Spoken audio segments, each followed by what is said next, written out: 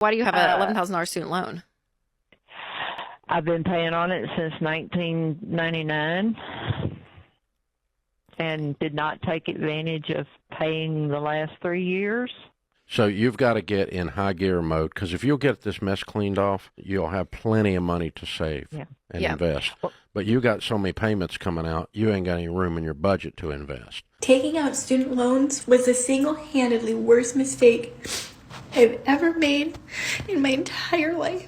At this point, a college education is pointless. It was pointless. There's no hope. I've been paying on my student loans for more than 13 years now, and I've more than paid back the amount that I took out, and then some because of interest. These student loans, like the calls, are really making me regret ever going to college, considering I'm not even doing anything in my degree.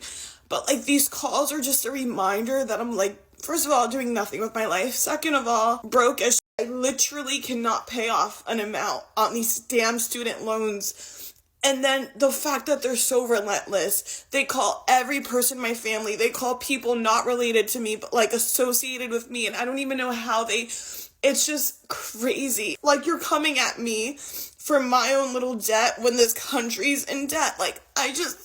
It's so frustrating.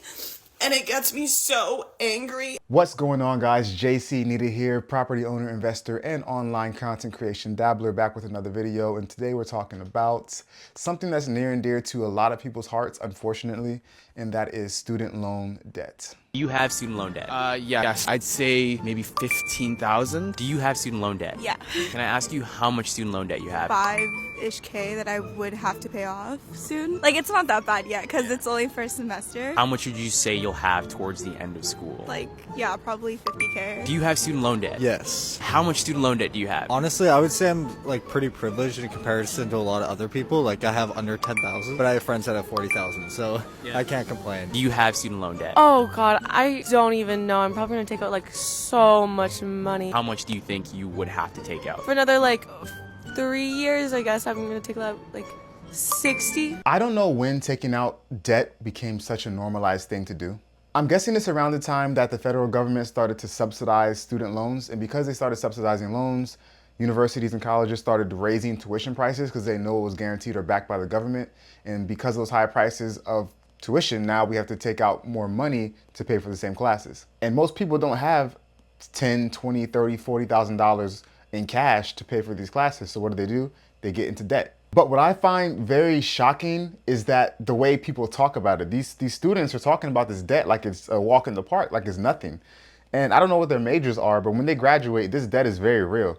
Right now, when they're in school having fun, they're not thinking about it that much. Oh, I don't know, 60,000 by the time I'm done. Oh, 5,000 if I left right now, but it'll be another 5,000 for the semester. It's so like flippant. And I can't really blame them. When I was in college, me and my friends, we looked at the refund checks, what we had left of it, as money to use to have fun with. And looking back on it now, obviously hindsight is 2020. I definitely, first of all, I wouldn't have taken out student loans to begin with. If I did, it'd be very little, but I would have worked more and paid my way through college with cash. But hindsight's 2020. But what I definitely would have changed is with those refund checks, I would have sent it back to the lender. I don't want any extra money because it's not free money. That's money that you have to pay back with money on top of it. Add to that, as a first generation US student, I didn't know much about how everything worked. Like I'm sure a lot of you didn't know how things worked either. So it was just normal. You go to school because that's what you do. You take debt because that's what you do. And then you go to get a job and that's what you do. You pay that debt off. But as soon as I graduated, I knew. As soon as I graduated with my bachelor's degree, I knew I was never, ever going to ever get into debt ever again for school, ever. I graduated with my undergrad. I probably had somewhere around the high 30s, no, probably low 40s in student loan debt, and I felt sick to my stomach. And when I graduated, like a lot of people, I had no idea what I was gonna do. I had a bachelor's degree in business administration, 40-something thousand dollars in student loan debt, and no job prospects. So what I did was I went and I became an intern. I worked as an intern for $9 an hour, and I networked at the place that I was interning at, and eventually got an entry-level job and worked my way up from there. Also, another thing that I did, I went to community college for 2 years and some change. So I went there for 2 years to start, then I transferred to a 4-year school. And then while I was in that 4-year school, on the winter breaks and the summer breaks, I would come back to my hometown and take classes at the local community college to get rid of the extra, those extra courses that they make you take. I forget what they're called at this point, but not your main courses, your, your elective classes, general studies, stuff like that. I owe approximately $145,000 of student loan debt. Can I even afford my minimum monthly payments? Let's find out. I have 3 types of student loans. I have 2 federal student loans and 1 private student loan. For my federal loans, my first one has a monthly payment of $399 and $37 a month. The second loan is $693.93 a month. And for my private student loan, my monthly payment is $642.33. In total, I owe monthly my minimum payment of $1,735.63.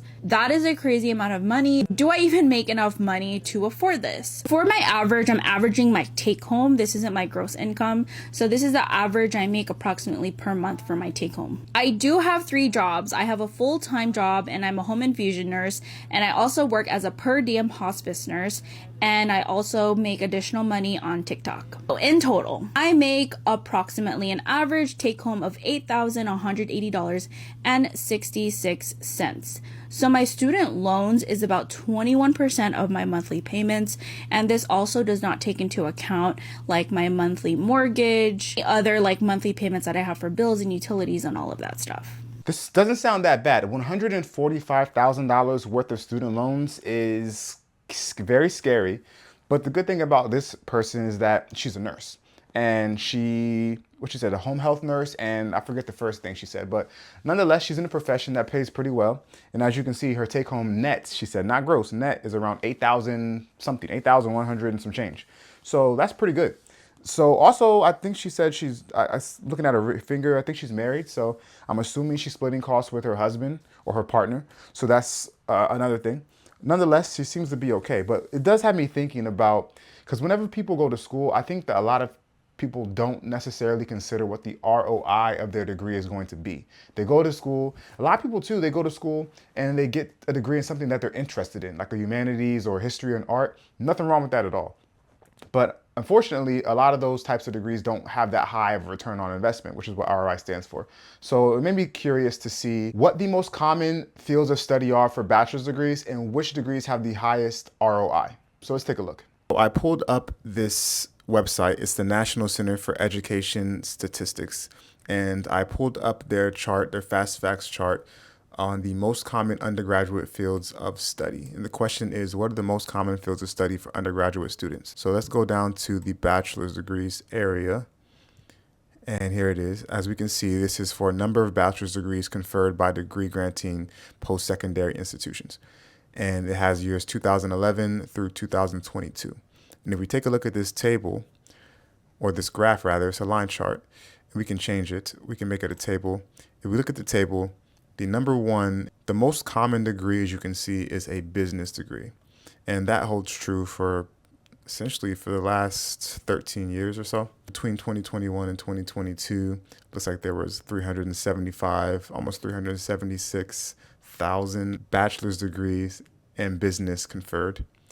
And at the bottom here, you have engineering with the fewest number of degrees conferred. And so what I'm interested in finding out is which bachelor's degrees have the highest ROI. So I just did a quick Google search here. What college degrees pay the most? And with the friendly help of our AI, it says science, technology, engineering, and math, STEM fields pay the most, which is no surprise. And it has a bunch of engineering stuff here. As you can see, petroleum engineering gets you nice $200,000 a year after 10 years of experience. It says, okay, no problem. Chemical engineering is second with $133,000. Then it looks like computer engineering, aerospace engineering, electrical engineering, mechanical, industrial, information technology. So all of these are engineering except for this information technology one here. But nonetheless, they're all in STEM. And then it says some other high paying fields are finance, healthcare, so pharmacists, nurse practitioners. This is a really popular profession now. Anything in the nursing profession has gotten really popular now. and healthcare administration. That's interesting. This was my major at first before I switched it to just general business administration and then corporate accounting and finance. So it makes sense. I'm gonna be honest. I am not the friend to call if you are struggling with your bills and it's not rent, light, gas, or water. You talking about student loan debt, credit card debt, your car loan.